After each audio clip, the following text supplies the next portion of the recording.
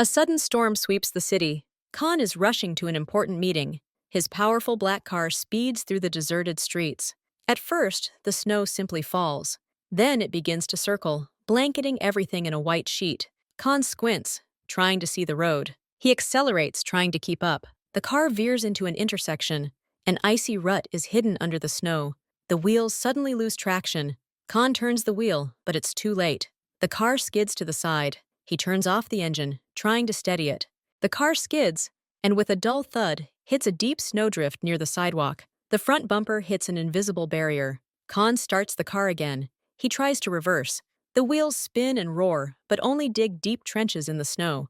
The car doesn't move. He tries again, pressing harder on the gas. Nothing. He turns off the engine. Silence reigns in the cabin, broken only by the howling wind outside. Khan sits behind the wheel. He glances at his watch. He's already late. His fingers grip the steering wheel so tightly that his bones turn white. He slams his fist down on the wheel once, sharply. Anger rises inside him like a hot wave. He's used to controlling everything, every word, every step, every person around him. Now he can't even control his car. He can't get it to move. He picks up the phone. There's no signal. The storm knocked out the towers. He can't call for help. He can't give orders. He's just sitting in a metal box, covered in snow. This feeling of helplessness is new and disgusting to him. He breathes deeply, trying to suppress his anger. It won't go away. It sits inside him like a prickly lump. He gets out of the car. The cold hits his face, snow clogging the collar of his expensive coat. He looks around. Not a soul. Only the white madness of the blizzard. He's completely losing control of the situation.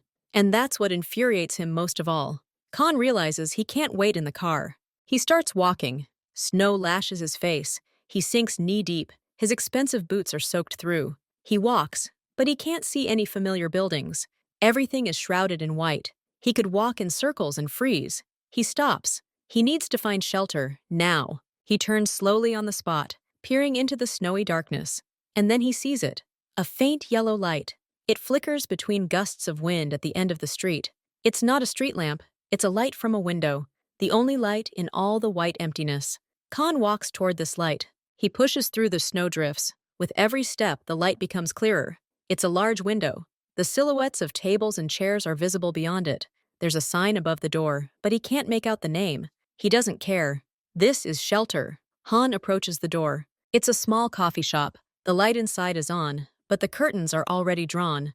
There's a sign on the glass door. Han wipes the snow off it with his sleeve. It reads, "Closed." He doesn't hesitate. He knocks on the door with his knuckles.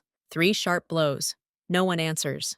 The wind howls behind him. He knocks again, harder, this time with his fist. The blows are loud and demanding. He doesn't ask. He demands to be let in. His demeanor is rough and commanding. He's used to doors opening for him on demand, even closed ones. Inside the coffee shop, Kaya jumps at the sound of a loud bang. She was almost done with work. She was getting ready to go home. Who could it be in this weather? She carefully approaches the window and pulls back a corner of the curtain. Behind the glass, she sees a man. He's tall, wearing a long black coat that looks expensive, even in the snowstorm. His face is angry. He pounds the door again. He looks strong and athletic, but his movements are full of anger and impatience. Kaya looks at him and thinks she knows people like that. Rich, spoiled. They think the whole world exists for their convenience. They're used to bossing everyone around. Even in a snowstorm, they demand that a closed cafe be opened for them. She feels an instant dislike for him. Just another arrogant man who's gotten into a little trouble. Kaya moves away from the window. She doesn't want to open it. She's terrified of his anger. She just wants to turn off the light and go to her room on the 2nd floor. Let him knock. But then she looks out the window again. She sees the snow covering his shoulders. He tries to shield his face from the icy wind. He could get seriously ill. He could freeze. You can't leave a man outside in this weather. It's against all her rules, against her very nature. She sighs. Her face turns serious. She approaches the door and slowly turns the key. She opens the door just enough to talk. There is no smile on her face. The door opens. Khan steps forward immediately, forcing her to retreat. He steps inside without a thank you. He brings with him a whirlwind of cold air and snow. He stops in the middle of the small room and looks around. His gaze glides over the wooden tables, the handmade paintings on the walls, the old sofa in the corner, the counter with the coffee machine. There's no warmth or gratitude in his eyes. There's only a quick, appraising glance, and in that gaze, there's a slight but distinct disdain, as if this place is too simple, too cramped, too ordinary for a man of what he considers his status. He silently brushes the snow from his shoulders onto the clean floor. Kea slams the door shut, locking it. The click of the lock seems unusually loud to her now. She turns to the man, trying to remain calm. "I was about to close," she says, "but you can warm up a little." The man nods silently, Anki, not looking at her. He's already thrown his wet coat over the back of a nearby chair and is now standing in the middle of the room. He takes in the room with a quick, appraising glance. His gaze glides over the modest furnishings, the wooden tables, the chairs with worn upholstery, the small bar counter. There's no interest or gratitude in his eyes, only a cold assessment, behind which lies a clear thought.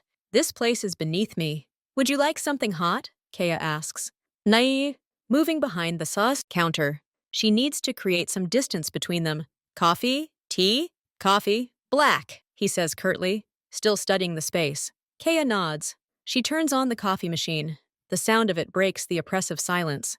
She sets the water to heat for an Americano and takes out a white ceramic mug. All her movements are familiar, practiced, but today they seem too loud to her. She prepares a drink, feeling his gaze on her back. It's a heavy, unfriendly gaze. She tries not to turn around.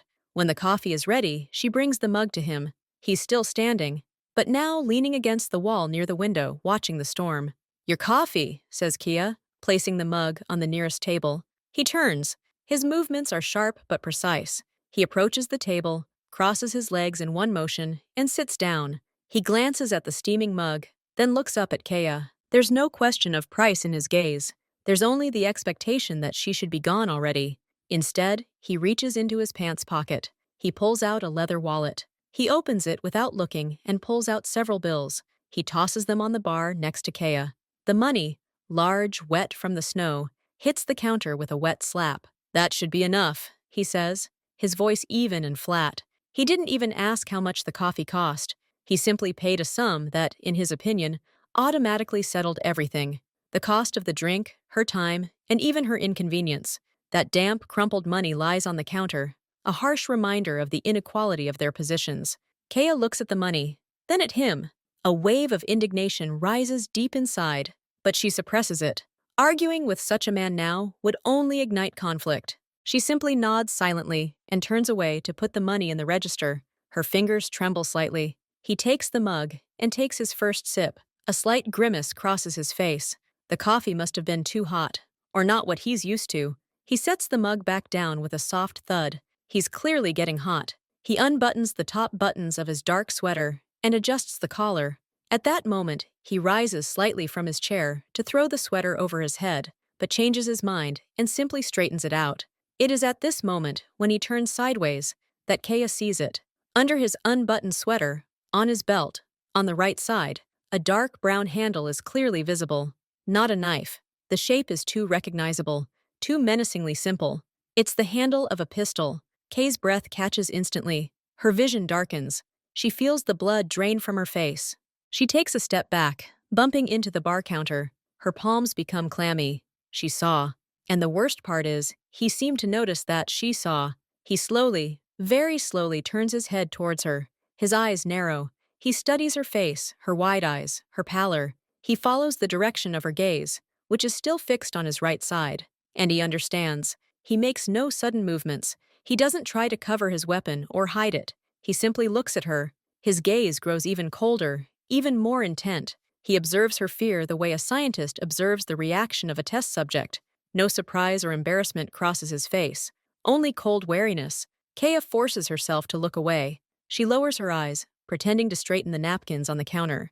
But her hands are shaking, and she can't hide it. Fear, real and icy, creeps down her spine. This isn't just an unpleasant, spoiled customer. This is an armed man. The whole situation changes in an instant. She thinks about the door, about her room upstairs, about the phone in her pocket. Oh, but the door leads into a raging snowstorm, which now seems a lesser evil than this man.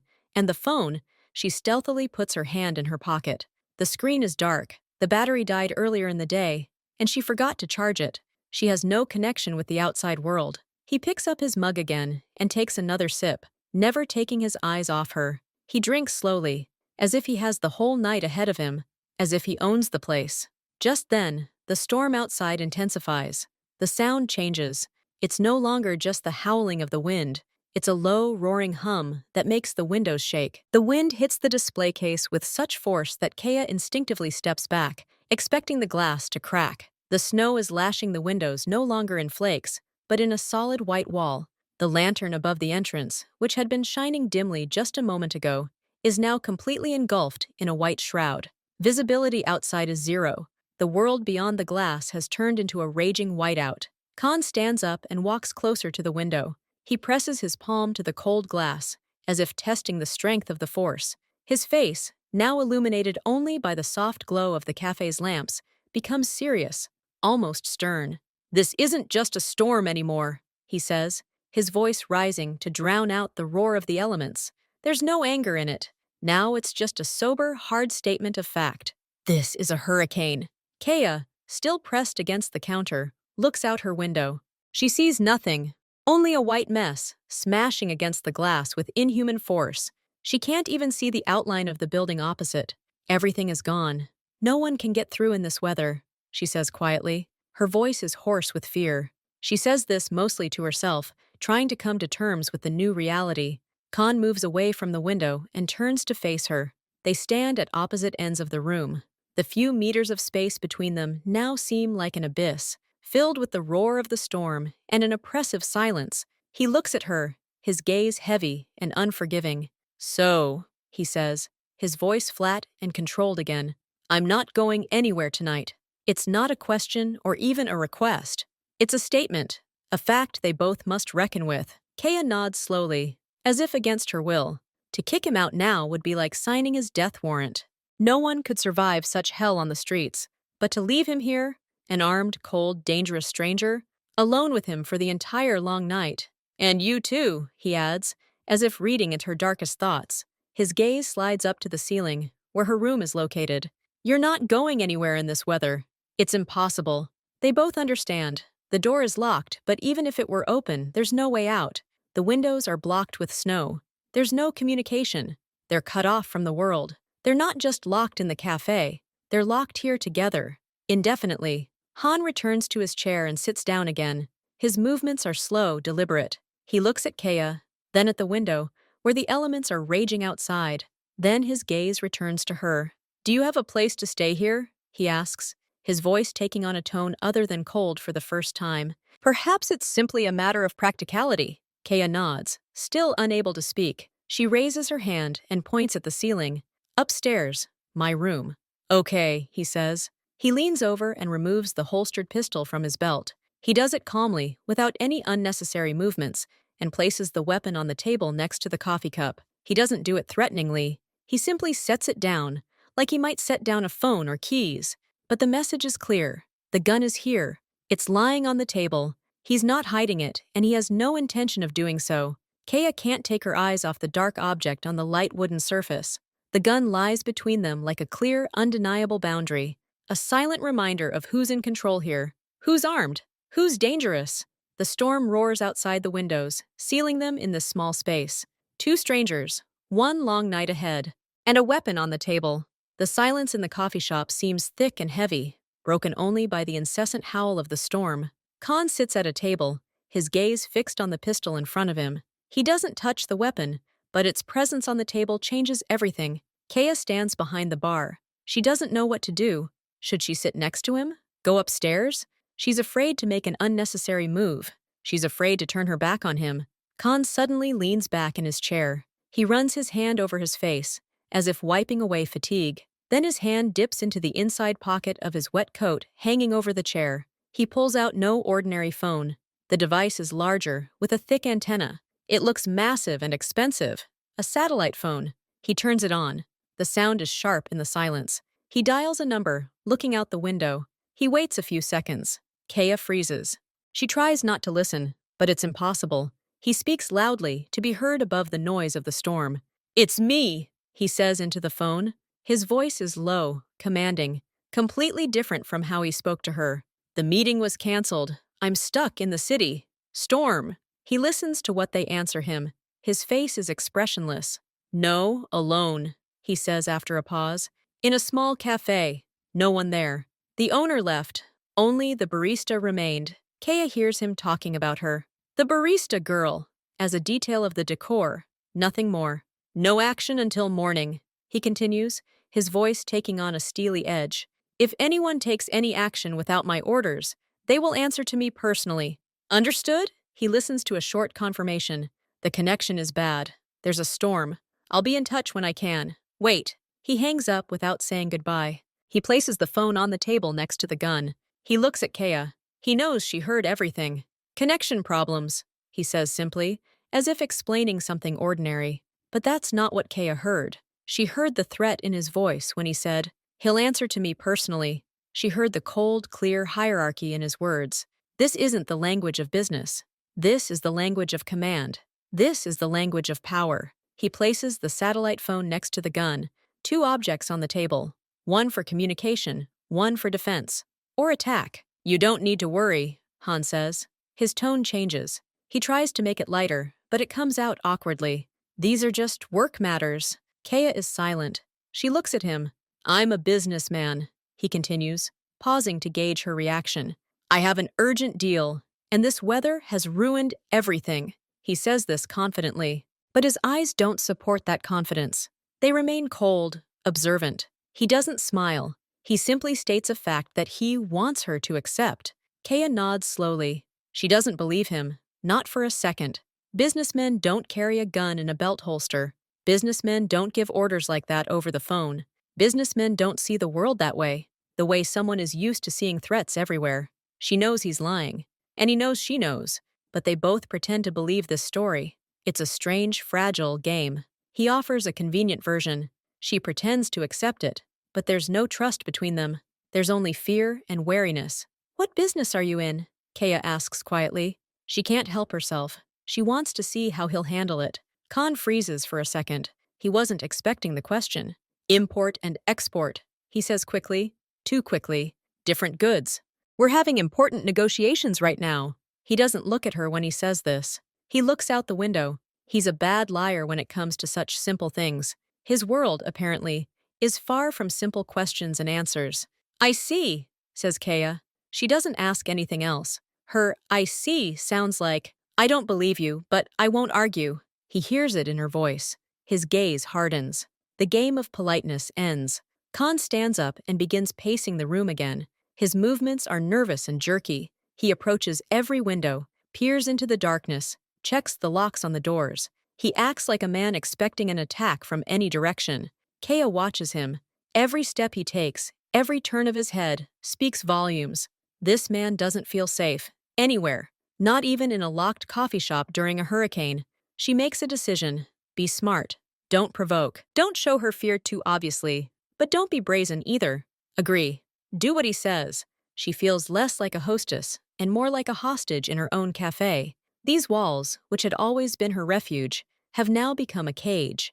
And in that cage with her is a predator. Do you need more coffee? She asks, trying to keep her voice neutral. He turns and looks at her. His gaze glides over her face, again, as if searching for hidden meaning.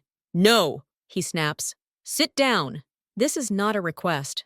It is a command. Kea slowly walks out from behind the counter and sits down on a chair at the next table. She sits on the edge, keeping her back straight. She doesn't want to appear relaxed.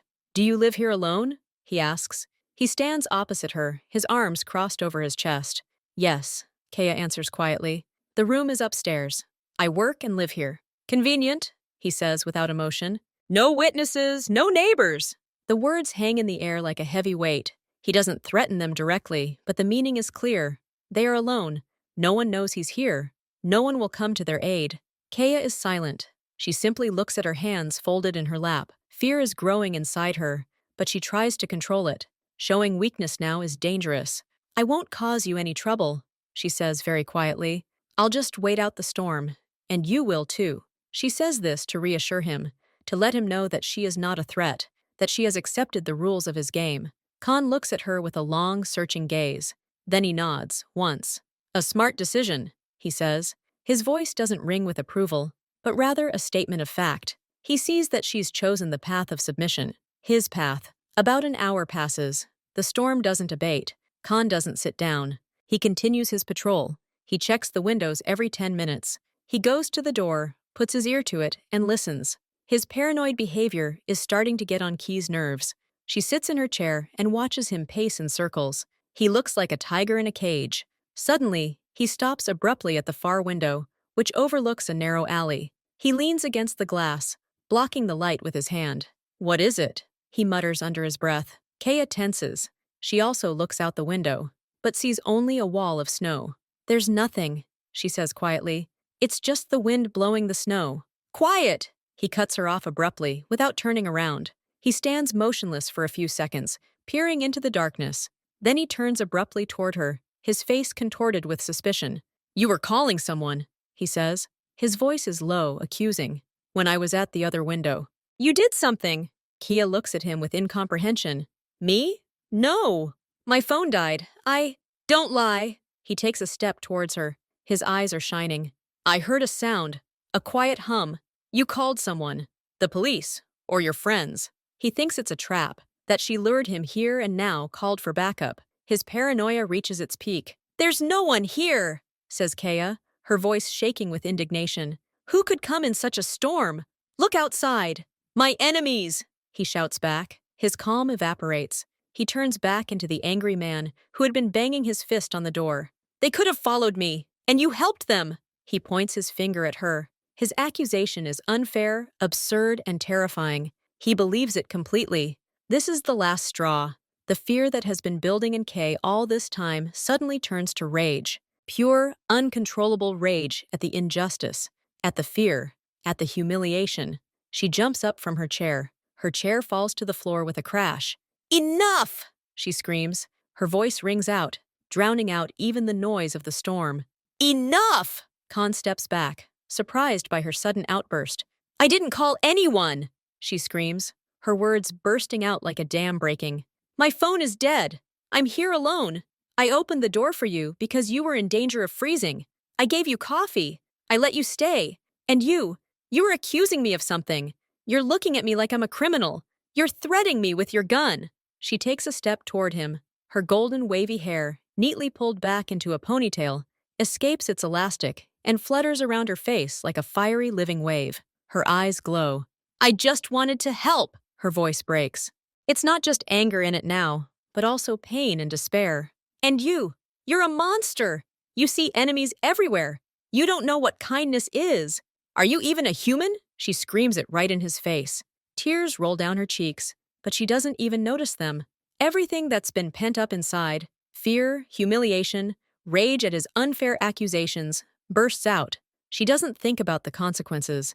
She doesn't think about the gun on the table. She simply can't take it anymore. Khan stands before her, completely still. His face is a mask of amazement. He hadn't expected this. He had expected fear, submission, tears. He had expected her to curl into a ball and beg. But he didn't expect this outburst of genuine, pure rage. He didn't expect someone to look him straight in the eye and call him a monster. He didn't expect someone to dare yell at him out of a sense of violated justice, rather than out of fear for their own lives. His own anger, his paranoia, his suspicions, all of it suddenly collides with something real, something raw and human, an emotion that isn't a tactic or manipulation.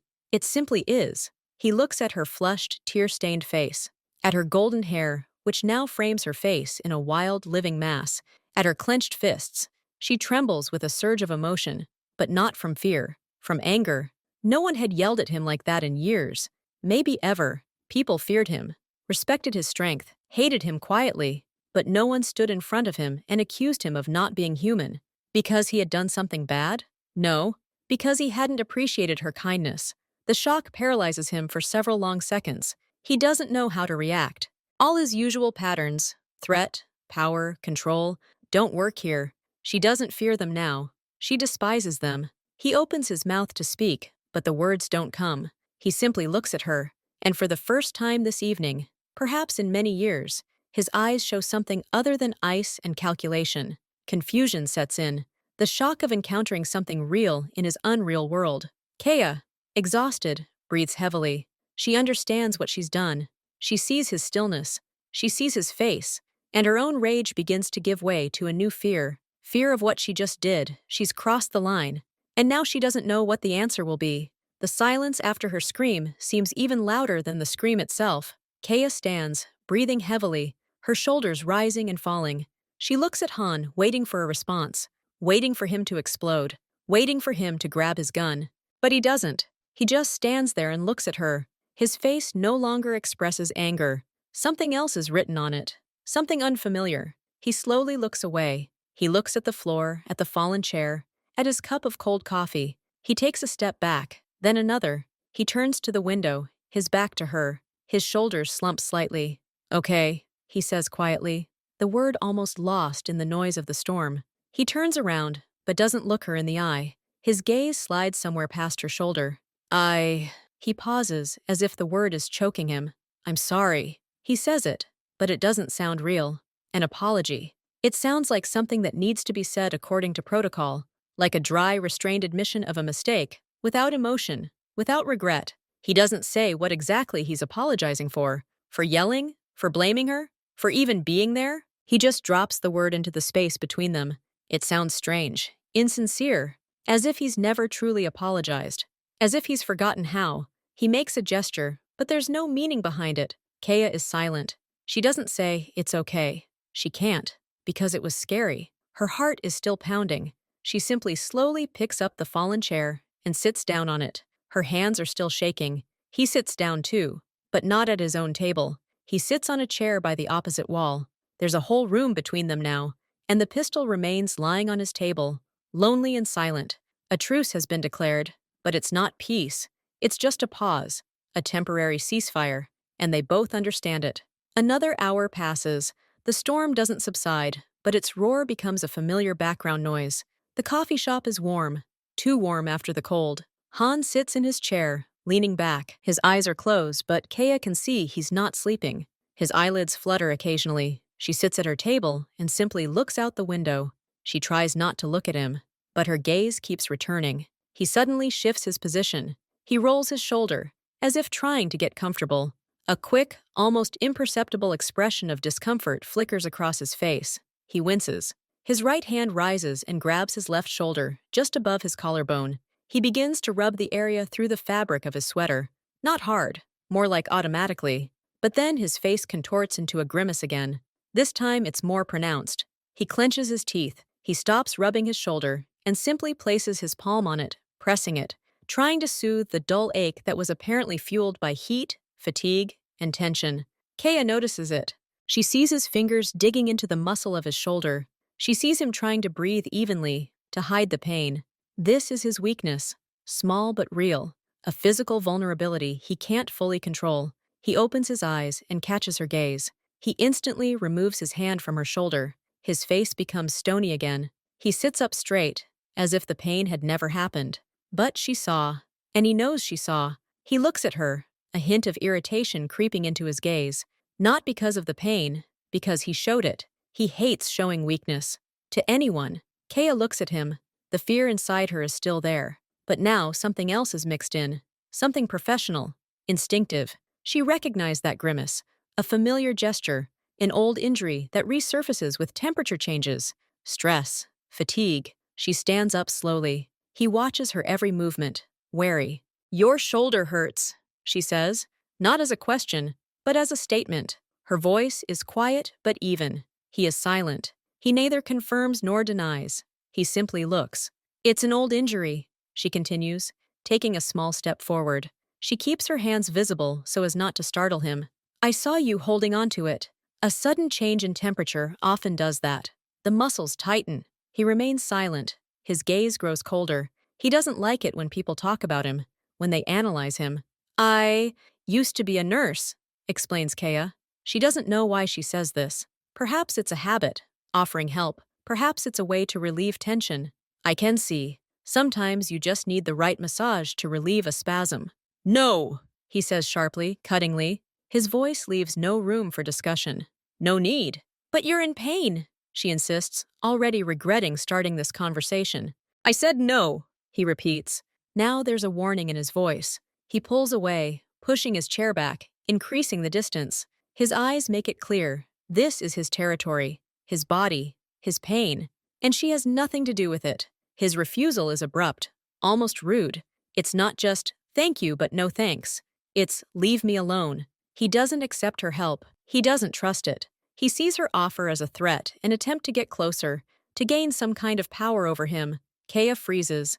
Then she nods slowly and steps back to her chair. She feels stupid and rejected. She wanted to help, but he pushed her away like a pesky fly. He doesn't look at her anymore. He closes his eyes again, but now his posture is tense. He tries not to move his shoulder. He locks his pain inside, behind the high walls of his control.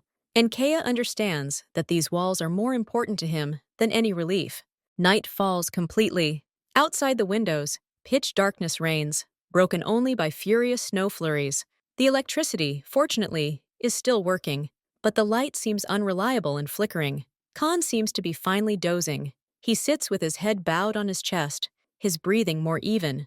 The pistol still lies on the table within his reach. Kea can't sleep here, next to him. She quietly gets up and tiptoes into the small utility room behind the bar. There's a hard couch there where she sometimes rests between shifts. She lies down and covers herself with an old blanket that smells of coffee. She doesn't undress. She doesn't even take off her shoes. She lies in the darkness and listens. Listens to the howling of the wind. Listens to the silence in the main hall. She thinks she won't fall asleep, but exhaustion takes its toll. Her eyelids grow heavy. Her thoughts become confused. She falls into an uneasy, shallow slumber. Her sleep is interrupted by a sound. Not the wind. A different sound. A low, rising hum. Mechanical. Familiar. The hum of engines. Not just one. Several. Kea's eyes open instantly. She lies motionless, listening. Her heart is pounding somewhere in her throat. The roar grows louder. It's not a snowplow. Not the police. The sound is different. The powerful, dull roar of large SUVs. And it's getting closer. The cars drive slowly, struggling to make their way through the snowdrifts. But they're moving.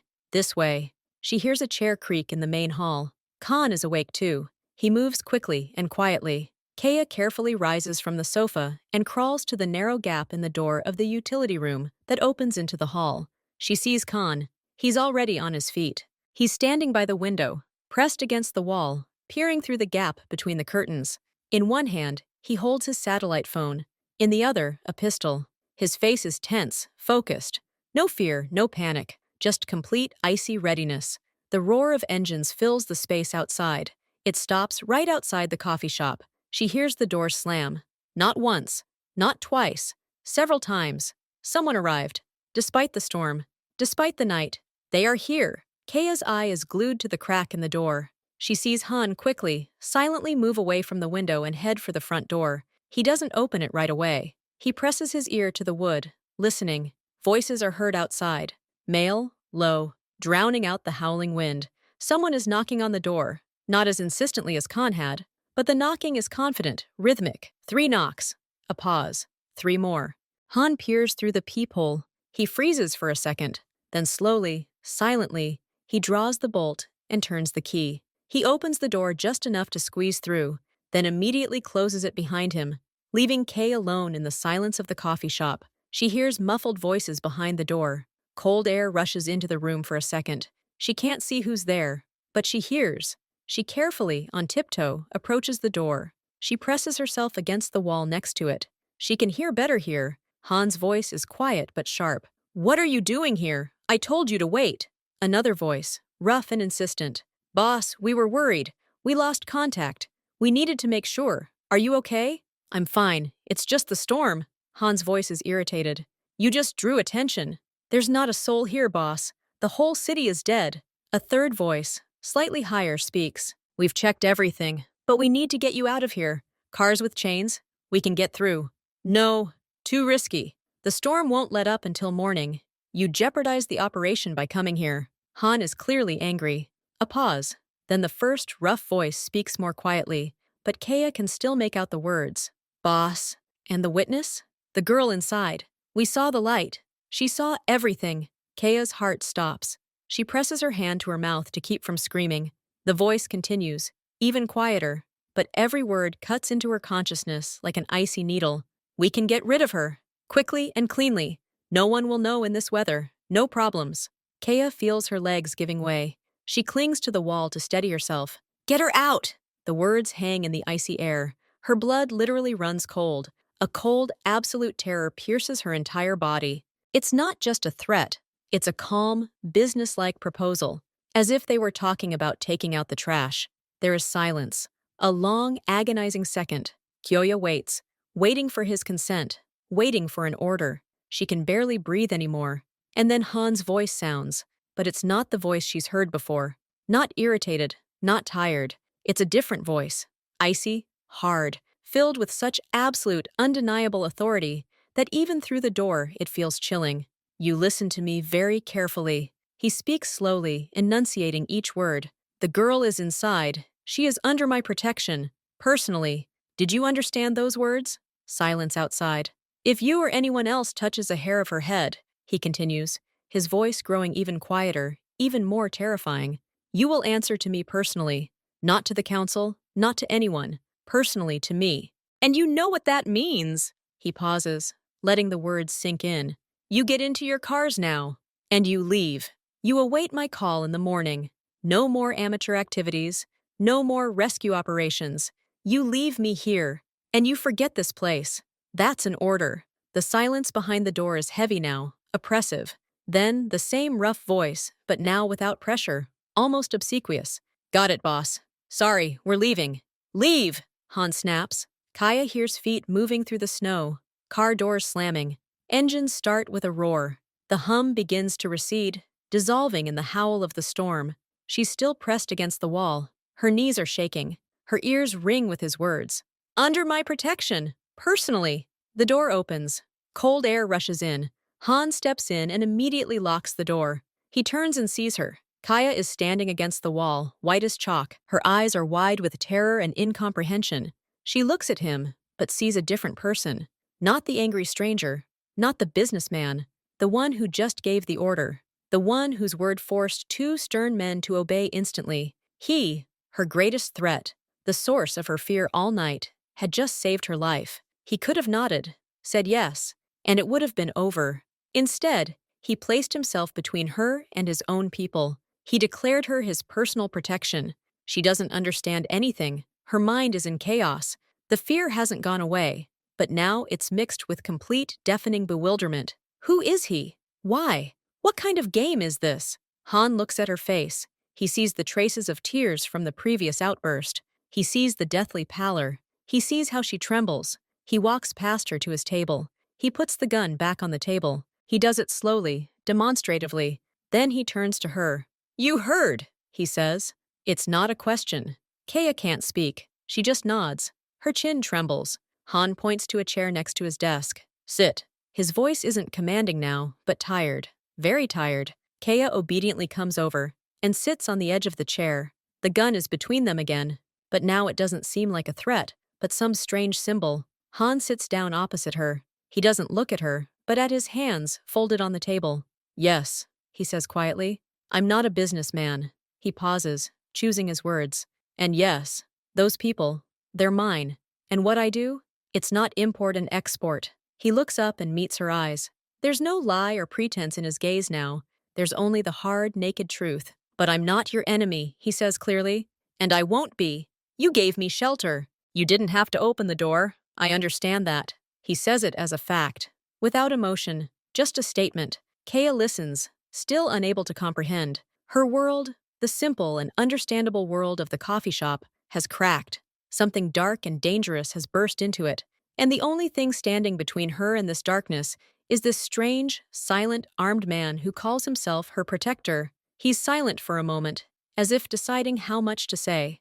Out there, he nods toward the window. There's another world. You don't know about it. And that's a good thing. There are rules in that world, strict ones. One of the main rules is never show weakness. Never. He glances over his shoulder. Trust no one, especially strangers. He looks at her. I broke both rules today. I was trapped. I became a weakness for my people. I was stuck here in plain sight. I exposed them all. They're nervous. And when my people are nervous, they offer simple solutions. He means remove the witness. That's their job. Offer solutions like that. He says it so calmly that Kaya feels afraid again, but in a different way. Not for herself, but for him, for this terrible world he lives in. I stopped them, he says simply, because you're not part of this world. You're not a game. You're not a threat. You were just there, and you were kind. In my world, the price for that is not death. Kea listens to him, and suddenly a new wave of emotions washes over her. Not fear, shame. She looks at him and sees more than just a monster. She sees a man who was also trapped, who was also afraid, who was defending himself. She sees his fatigue, his pain in his shoulder, his paranoia, which it turns out has a basis in reality. She immediately labeled him spoiled rich guy, dangerous guy. She saw only a threat.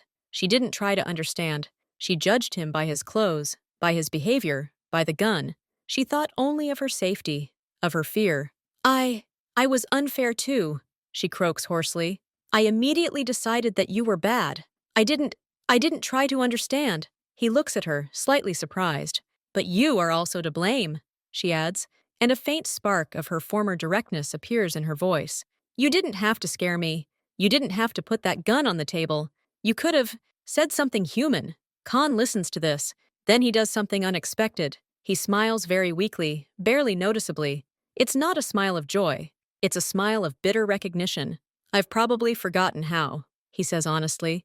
To speak humanly. In my world, it's rarely necessary. Silence falls between them again. But it is different now. Not hostile, not filled with fear. Heavy, but not oppressive. What will happen in the morning? Kia asks quietly. They will come for me. I will leave. He looks at her. And you will never see me again. And they? She is afraid to say those people. They will do nothing. My order is law. They will not dare to break it. For them, you are now inviolable. Because I said so. He says this with absolute certainty. There is no boasting in this. It is simply the truth of his world. And if someone finds out that I was hiding you, she asks, already thinking about the police, about the consequences. No one will find out, he says firmly. On my side, definitely. My people are always silent. On yours, it depends on you. They look at each other and understand. They are both now keepers of the secret of this night. In his world, he has shown weakness. He allowed himself to depend on a stranger. He protected the weak, which could be considered sentimentality, a mortal sin in his universe. This secret could undermine his authority if it became known. In her world, in the world of law and order, she sheltered a criminal. She knows who he is, or rather, what he does. And she did nothing. She gave him shelter and warmth. This secret could destroy her life, her business, her freedom. They sit in a warm coffee shop, locked in by the storm, and this shared, dangerous secret hangs in the air between them, connecting them with an invisible, strong thread. They are no longer enemies. They are not friends. They are accomplices. The silence after his words doesn't last long. The howl of the storm fades slightly, turning into a howl. Khan looks at the empty coffee cup in front of him. Got any tea? He asks unexpectedly. His voice is casual, without any overbearing tone. Kea flinches at the question, as if emerging from deep thought. Yes, she says, standing up. There's chamomile. And mint. Mint, he chooses. She nods and goes behind the counter. Her movements are slow, deliberate. She turns on the electric kettle. The sound of boiling water is familiar and soothing. She finds a clean white mug and drops a mint tea bag into it. Khan sits and looks at his hands. Then he looks up and watches her. His gaze is no longer scrutinizing or threatening. He simply watches. How she moves. How her long golden hair, still loose, glides over her shoulders. She brings the cup and places it in front of him. Steam rises in a thin stream. Thank you, he says quietly. It's the second thank you of the night, and it sounds a little more natural than the first. You're welcome, she answers just as quietly and sits down in her place. He picks up the cup, gently blows on the surface, and takes a small sip. His face is expressionless. He simply drinks. Kea also pours herself some tea. She doesn't want to drink it, but she needs something to do with her hands. She needs to feel the normalcy of this gesture, drinking tea like normal people. They sit and drink. They don't talk. Words now seem unnecessary and dangerous. They could ruin everything. It's a fragile, silent truce. The barricades between them still stand high. Walls of mistrust, fear, different worlds. But after his revelations, after her admission of injustice, cracks have appeared in these walls. What seeps through them now isn't light, but simply the absence of darkness. Simply the recognition that there's a human being on the other side of the barricade. A complex, dangerous one, but a human being nonetheless. He finishes his tea and puts the mug down. "You need to rest," he says. He doesn't order. He just states, "Go upstairs. I'll stay here." Kaya looks at him.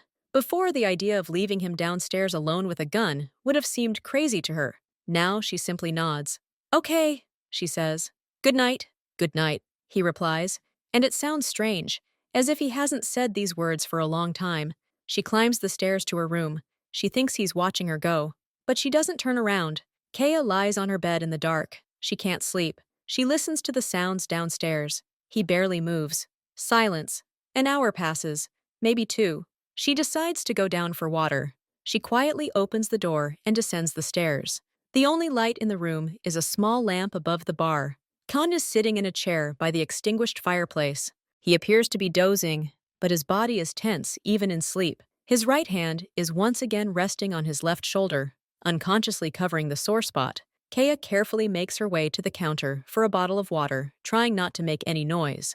On her way back, she has to go around his chair. She passes by, and the edge of her warm house cardigan brushes against his arm, resting on the armrest. He flinches and opens his eyes instantly. His hand twitches instinctively, but he doesn't pull it away. He simply stares at her. Ugs, namnid. She's frozen in place, holding the water bottle. "I'm sorry," she whispers. "I didn't mean to." He doesn't answer. He just stares. His breathing is a little rapid from the sudden awakening. She can see the muscles in his sore shoulder tense beneath the thin fabric of his sweater. And then she notices that her cardigan is still lightly touching his wrist. She doesn't move away. She freezes. He doesn't pull away either. He allows this light touch to exist. He looks at the spot where the fabric of her cardigan touches his skin. Then he slowly raises his eyes to her face. There's no threat in his gaze. There's weariness. And something else. Something like a question. Kaya slowly pulls the cardigan away. She takes a step back. "Is the pain still severe?" she asks quietly. He's silent for a second, then nods. "Once. I have some ointment. Anti-inflammatory. Warming," she says, already turning around. "For the muscles. I'll get it." She doesn't ask permission. She simply goes behind the counter where the small first aid kit is kept. She finds a tube, checks the expiration date. She returns to him. He still sits and looks at her. She hands him the tube. "Here. This might help. You just need to rub it in." He looks at the tube, then at her, then back at the tube. He takes it slowly. His fingers touch hers for a split second. His touch is cold. "Thank you," he says. "You're welcome," she replies, and finally turns to go upstairs. She climbs the stairs, and only at the top does she realize he didn't refuse. He took the ointment. He accepted her help, a small, simple help, and for him, apparently, it was as significant as his protection for her. Kaya wakes up to an unusual silence. She lies there for a few seconds, unable to figure out what's wrong. Then she realizes there's no howling wind, no sound of snow hitting the window. She jumps out of bed and runs to the window.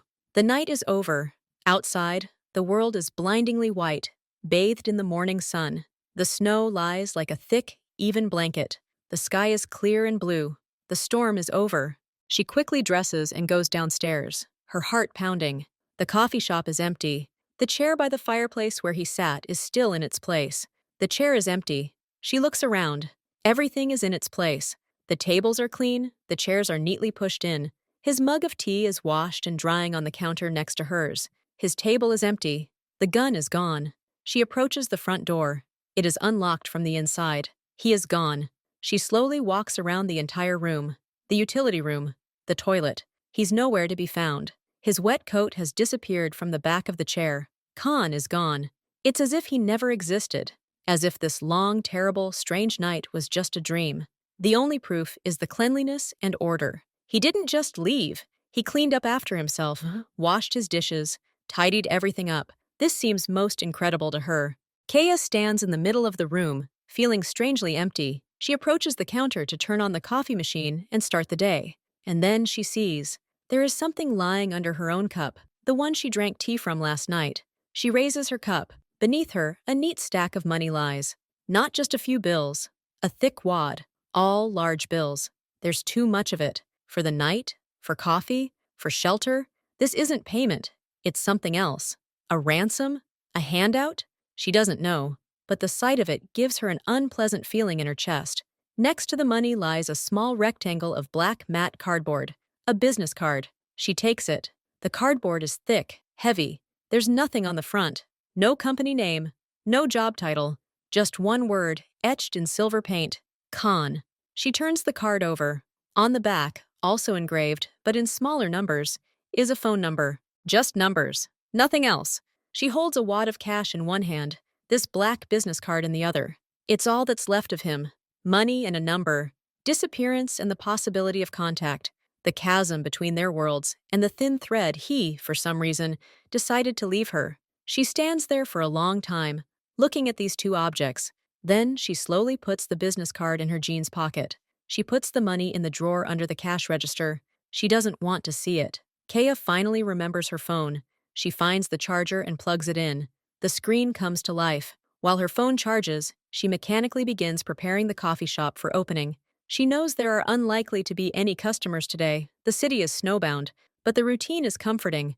An hour later, she decides to check the news, just to see what's going on in the city after the storm. She opens the local news app. The first headlines are about the weather, road closures, canceled flights. She scrolls, and suddenly her gaze catches on one headline.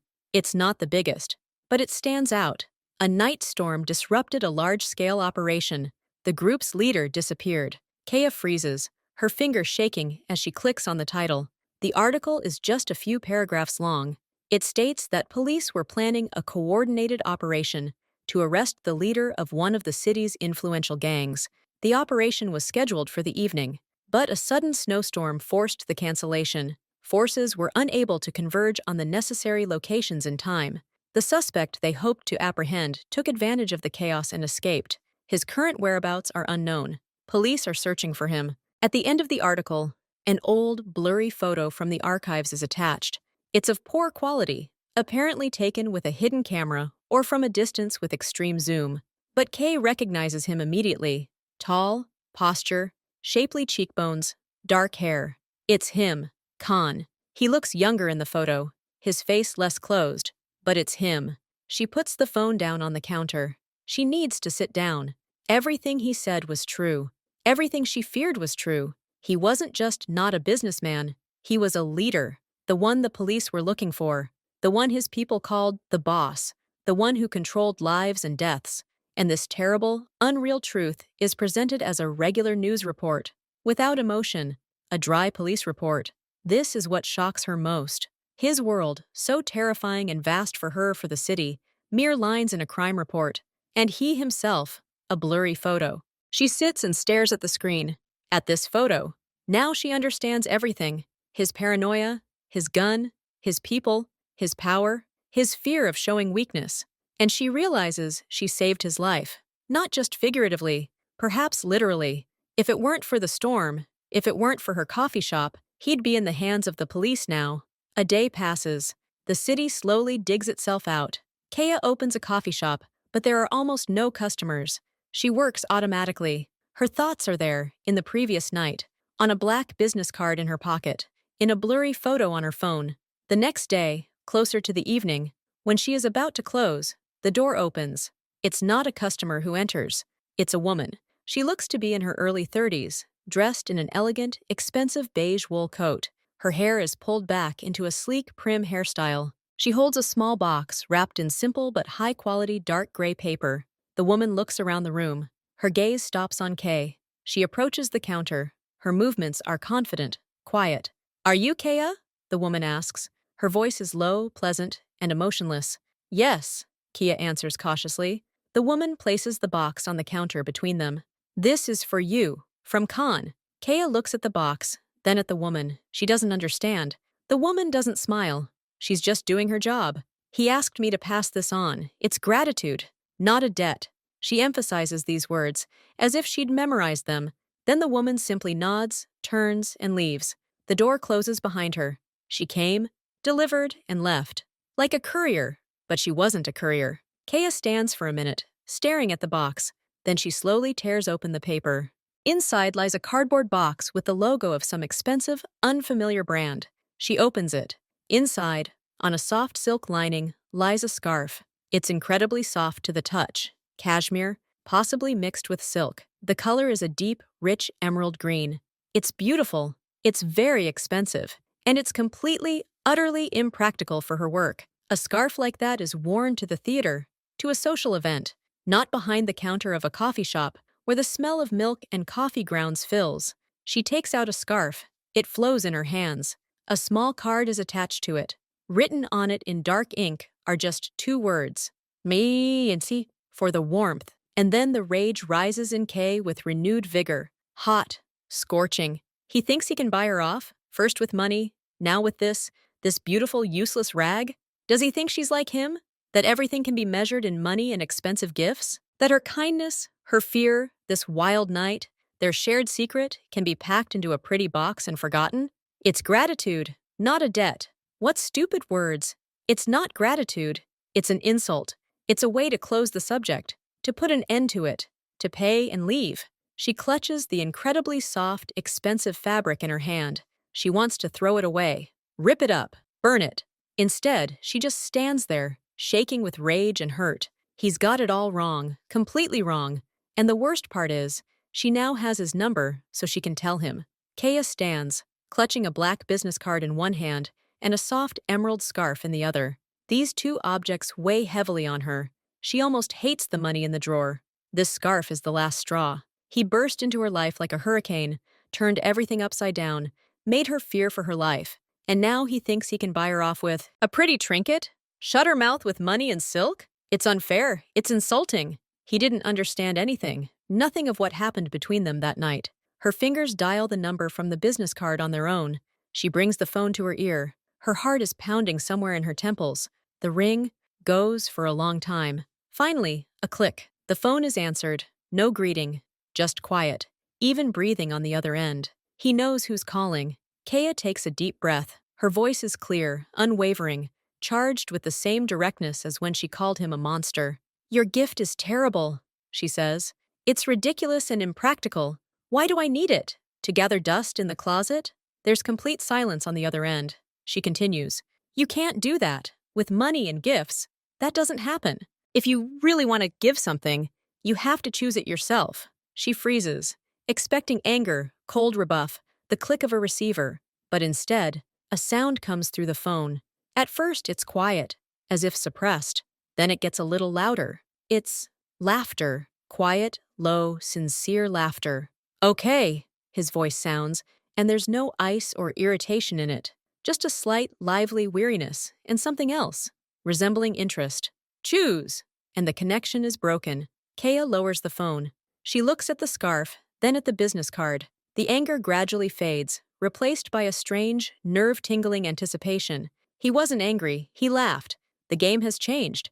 The intrigue, sharp and dangerous, is only just beginning.